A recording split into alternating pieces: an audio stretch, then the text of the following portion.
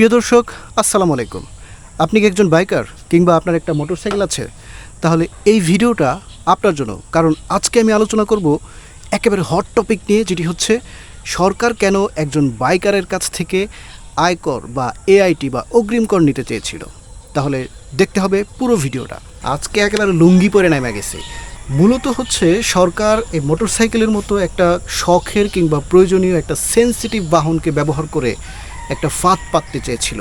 মোটরসাইকেলের মালিকদের কাছ থেকে মূলত কোনো টাকা পয়সা নেওয়ার ইচ্ছা সরকারের নাই। সরকার জানে যে একটা মোটরসাইকেলের মালিকের খুব বেশি টাকা পয়সা নাই, কিন্তু কি সেই ফাঁদ? তাহলে সরকার কেনই বা এআইটি বা অ্যাডভান্স ইনকাম ট্যাক্স বসানোর জন্য তোড়জোড় লেগেছিল, যেটা নিয়ে এত বেশি প্রায় যুদ্ধ লাগা অবস্থা বাইকারদের মধ্যে? সেটি জানতে হলে এবং বুঝতে হলে দেখতে হবে পুরো ভিডিওটি, যে ভিডিওটির লিঙ্ক দেওয়া থাকবে কমেন্ট বক্সে। অবশ্যই পুরো ভিডিওটা আপনারা দেখে নেবেন।